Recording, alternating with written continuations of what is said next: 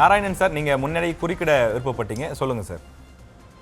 இல்ல 2-3 விஷயம் தான். திரு கோலப்பன் அவர்கள் பேசும்போது சொன்னாரு, அமித்ஷா அவர்களை யார் நம்புவது, பிரதமரை யார் நம்புவது, அதாவது மோடியை யார் நம்புவதுன்னாங்க. அவர் உள்துறை அமைச்சர், பிரதமர். ஆனால் ஒரு கண்ணியத்தோட அதை அவர் அணுகியிருக்க வேண்டும் என்று நான் நினைக்கிறேன். அது அப்புறம் நான் இது மாதிரி ஒரு எதிர்ப்பாகத்தான் பேச வேண்டும் நினைக்கிறவங்ககிட்ட கண்ணியத்தை நம்ம எதிர்பார்க்க முடியாது. அதே போல நான் மிக தெளிவாக சொன்னேன், தெரியாது பேசினார்கள்ன்றதுக்கு நம்ம ஜவஹர் அலி ரொம்ப கோவப்பட்டார். அதைத்தான் சூர்யா வெற்றி கொண்டான் அவர்களும் சொன்னாரு. அவர் சொன்னதுதான் எங்களோட கூட்டணி திமுக அப்படின்னு கோலப்பன் சொல்லிட்டாரு. இதுல விஷயம் நான் கேட்ட 3 விஷயம் நான் கேட்டேன். அதுக்கு ஜவஹர் அலி பதிலே சொல்ல. அதே மாதிரி கோலப்பன் தமிழ்நாட்டிற்கு பிரதமர் அப்படின்னு இவர் ஆதவ அர்ஜுனா சொன்னதான் சொன்னாரு. தென்னிந்தியாவை சேர்ந்தவர்கள் தான் ஆதவ அர்ஜுனா சொன்னாரு. அதுக்குதான் நரசிம்மராவும் தேவகவுடாவையும் நான் கோட் பண்ணேன். இப்போ அதே போல ஜவஹர் அலி சொன்னாரு, பிஜேபி பத்தி எல்லாருக்கும் தெரியும், மதவாதம். இந்த மாதிரி சும்மா தொடர்ந்து ஜவஹர் அலி பேசுவது என்பது நான் பல காலமாக என்னுடைய நண்பர் பார்த்து கொண்டு தான் இருக்கிறேன். ஆனால் நேற்றைய முன்தினம் சட்டசபையில நம்முடைய நிதியமைச்சர் அவர்கள் மரியவல்சன் அவர்கள் பேசும்பொழுது, தமிழ் மொழி கற்றவர்கள் கூட அவர்களுக்கு தெரிந்ததை விட வேறு மொழி, கிறிஸ்துவ மொழி, பைபிளில் நான் படித்திருக்கிறேன்னு சொன்னதுன்றது மதவாதம் தான். அதுல ஒன்றும் சந்தேகம் இல்லை. எல்லாத்தையும் விட இன்னொரு விஷயம், அதிகமா யாருக்குமே தெரியாத விஷயம், ஒரு குழந்தைகள் நல அமைப்பு கடந்த ஜூலை 8ஆம் தேதி தமிழக அரசிற்கு, தாவேக அரசிற்கு ஒரு கடிதம் எழுதுகிறது. YMCA உடற்பயிற்சி கல்லூரியில இருக்கக்கூடிய ஒரு முதல்வர் ஜார்ஜ் அப்ரஹாம்னு பேரு, அவர் மீது பாலியல் வழக்கு தொடுக்கப்பட்டு போக்சோ வழக்குல அவர் கைது செய்யப்பட்டு பல மாதங்கள் சிறையில் இருந்து அவர் மேல பல பாலியல் தொல்லை வழக்குகள் இருக்கக்கூடிய ஒரு சூழ்நிலையில மறுபடியும் அவர் முதல்வராக மறு நியமனம் செய்யப்பட்டிருக்கிறார். இது அரசு உதவி பெறும் ஒரு கல்லூரி. அந்த கல்லூரிக்கு நேற்றைய தினம் நம்முடைய சுற்றுலாத்துறை அமைச்சர் அவர் போயிருக்கிறார், ராஜேஷ்குமார். அவர் போன பொழுது நேற்று தீர்மானம் போட்டாங்க இல்லையா, எல்லா கல்லூரிகளிலும் இனிமேல் தமிழ்தாய் வாழ்த்து தான் முதல்ல பாடணும்னு சொல்லி ஒரு தீர்மானம் போட்டாங்க. ஆனால் அந்த தீர்மானத்தை அங்கேயே காற்றுல பறக்க விட்டாங்க. அது இரண்டாவதாக தமிழ்தாய் வாழ்த்து பாடப்பட்டது. முதல்ல அவங்க பாடினது ஒரு கிறிஸ்துவ மத பாடல். அதை ராஜேஷ்குமார் அவர்கள் பேசும்பொழுது அவர் விளக்கம் கொடுக்கிறார், இது ஒரு கிறிஸ்துவ நிறுவனங்க, அதனால அதை பாடினாங்க. நான் என்ன கேட்கிறேன், இது விளக்கம் கொடுக்குறீங்கல்ல, அந்த கல்லூரியினுடைய முதல்வர் ஒரு போக்சோ குற்றவாளி. இதுல விஷயம் என்னன்னா, முக்கியமா ராஜேஷ், நீங்க அதை விசாரிக்கலாம். அந்த யார் புகார் கொடுத்திருக்கிறார்களோ, வழக்கு யாரால் நடைபெற்றிருக்க அந்த குழந்தை 17 வயது குழந்தை அன்றைக்கு 2023 இன்றைக்கும் அதே கல்லூரியில் படித்துக் கொண்டிருக்கிறார். பெற்றோருடைய மனம் எவ்வளவு துன்புறும்னு பாருங்க. கிட்டத்தட்ட 2 மாதங்கள் ஆகியும் 3 மாதங்கள் ஆகியும் இதுவரை நடவடிக்கை ஏன் எடுக்கவில்லை?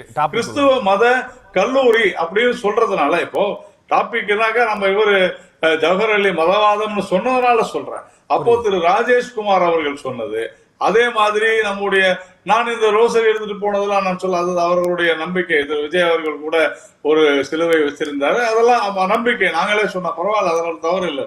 ஆனால் தமிழ் மொழியை விட உயர்ந்தது என்னுடைய பைபிள் அப்படின்னு சொல்றது மதவாதம் தான்.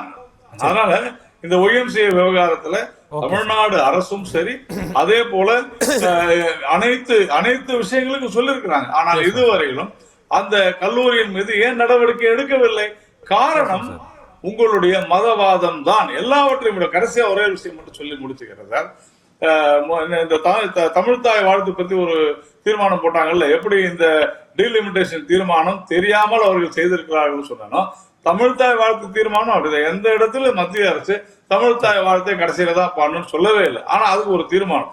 இது எல்லாம் என்ன விஷயம்னா, உண்மையிலேயே இவர்கள் தெரியாது செய்கிறார்கள். என்னுடைய கோரிக்கையை முதலமைச்சர் விஜய் அவர்கள் இனிமேலாவது தன்னுடைய அமைச்சர்களுக்கு வகுப்பு எடுக்க நல்ல ஆசிரியர்களை நியமிக்க வேண்டும் என்பதுதான். நண்பர் சொன்னாரு, மதவாதம் என்பது ஒரு மதத்தை பின்பற்றுவதற்கு அதை மதவாதம் யாரும் சொல்ல முடியாது. இப்ப விவசாயத்துறை அமைச்சர் போய் திருப்பதியில போய் அவர் சாமி கொண்டு வந்தா அது மதவாதம் இல்லை, அவருடைய நம்பிக்கை. அந்த நம்பிக்கையை பின்பற்றி வருகிறார். முடிக்கிறேன், அது ரொம்ப முக்கியமானது. இந்திய அரசியலமைப்பு சட்டம் ஒரு மதத்தை பின்பற்ற வழிபட எல்லா அதிகாரத்தை கொடுத்துருக்கு. ஆனால் ஒரு மதத்தை சார்ந்தவர்களே பின்பற்றுவர்களே அவர்களுக்கு பின்பற்றுதலுக்கு தடை செய்து அவர்கள் மீது தாக்குதல் நடத்து ஒரு மதத்தை முன்னிறுத்தி சிறுபான்மை மக்கள் இங்கே தாக்கப்படுகிறார்கள், அவர்கள் நசுக்கப்படுகிறார்கள் என்பதனால் மதவாதம். கொள்கை தலைவர்களா நிறைய பேர் இருக்காங்க. ஏன் அண்ணா அவர்களுடைய கொள்கையும் சேர்த்து நம்ம எடுக்கிறோம் கேள்வி. நம்ம இவர் சொன்னாரு, இன்றைக்கு பாத்தீங்கன்னா நம்மளுடைய திமுகவினுடைய நிலைமை எப்படி போச்சுன்னா, சிறுபான்மை மக்களுடைய பாதுகாவலன்னு சொன்ன கட்சி இன்னைக்கு பிஜேபி கிட்ட அப்படி போன கையோட சபாநாயகர் அதை பேசிட்டார், சபாநாயகர் இது அவர் மதத்தை சார்ந்து ஒரு கருத்தை பின்னா அது நீங்க என்ன அதை ஒரு குறையா எடுத்து நீங்க சொல்றீங்களா, நீங்கள் சிறுபான்மையின் பாதுகாவலன் சொன்னது மக்களுக்கு வெட்ட வெளிச்சமாகுது. அப்புறம் சட்டம் ஒழுங்கு நான் சொன்னாரா இங்கே ஒரு பிரச்சனை, நான் சொல்கிறேன் சார், சட்டம் ஒழுங்கு அங்கங்கே சில விஷயங்கள் நடக்குது நடக்குன்னு சொல்ல, அதுக்கு நீங்கள் சொன்ன சம்பவத்துக்கு நாம் பேசலான்னு சபாநாயகர் தெளிவாக சொல்லிட்டாரு. இது தீர்மானம் கொண்டு வர விஷயத்தில் நீங்கள் வேண்டுமென்றே நுழைக்கிறீங்க. ஆனால் போதைப் பொருளா ஜகுபர் அலின்ட்டு ஒருத்தர் சொன்னாருங்கிறதுக்கான ஒருத்தனை கொண்டாங்க, அது கட்சி திமுக கட்சியை காரணத்தினே சேர்ந்து கொண்டான். அதுக்கெல்லாம் எதுவுமே இல்லை, அதுக்கெல்லாம் எதிர்ப்பு கொடுக்கல. ஒரு சமூக ஆர்வலர் அவர் கொல்லப்பட்டார். திமுக ஆட்சியில் எத்தனையோ லாக்அப் டெத்துகள் நடந்தது, அதெல்லாம் பேச மாட்டாங்க. இப்போ ஒரே ஒரு சொன்னோம், இவங்களுக்கு இந்த பொதுவாக இன்னைக்கு இந்த டீலிமிட்டேஷனை பற்றி அவர் சொல்லணும்னா, இந்த டீலிமிட்டேஷனை திமுக உண்மையிலே எதிர்க்கிறாங்களா ஆதரிக்காங்கன்னு சொல்லுங்க. டீலிமிட்டேஷன் என்பது நீங்க சொல்ற மாதிரி 50% உயர்த்தி கொடுப்பதுங்கிறது அல்ல இந்த தீர்மானம். இந்த தீர்மானத்தை நீங்கள் ஆதரிச்சிருக்கீங்க. அந்த தீர்மானத்தின்படி இருக்கக்கூடிய 543 தொகுதிகளில் ஒரு தொகுதி கூட உயரக்கூடாது, ஒரு தொகுதி கூட குறையக்கூடாது. எல்லா மாநிலத்திலும் எந்த நிலையில் இருக்குதோ அதே நிலையில் தான் தொடரும். இதுதான் இந்த தீர்மானத்தினுடைய. ஆனா நீங்க பேசிட்டு இங்க பேசும்போது டீலிமிட்டேஷன் அப்படி இல்ல, தொகுதியை உயர்த்தினா என்ன, ஏன் உயர்த்தக்கூடாது? இந்த தீர்மானமே தொகுதிகளை உயர்த்தக்கூடாது, இருப்பது போன்று இருக்கணும். 1971 எப்படி இருந்ததோ அதற்கப்புறம் 91 நீங்கள் என்ன நிலைப்பாடு எடுத்து அதே தொகுதி இருந்ததோ, 2001 என்ன நிலைப்பாடு அப்படி இருந்ததோ இதே 2026 தான் இருக்கணும், மாறக்கூடாது என்பதுதான் நிலைப்பாடு. அந்த நிலைப்பாடுல உங்களுடைய பேச்சுக்கள் என்னங்கிறத நம்ம கேட்கிறோம். இன்னும் சொல்ல போனால் இன்றைக்கு பிஜேபியினுடைய நிழலுக்காக இவர்கள் இருக்கிற காரணம் என்னடா, இவர்களுடைய வழக்குகள்லாம் திமுக பிஜேபி கையில் இருக்கு. அதனால்தான் இடி போட்ட இதெல்லாம் கூட இன்னும் எஃப்ஐஆர் போடாம பிஜேபி வச்சிருக்காங்க. இவர்களுக்கு ஒரு பாதுகாப்பை நோக்கி போறாங்க. அதனால பாஜக நெருங்கி போறாங்க.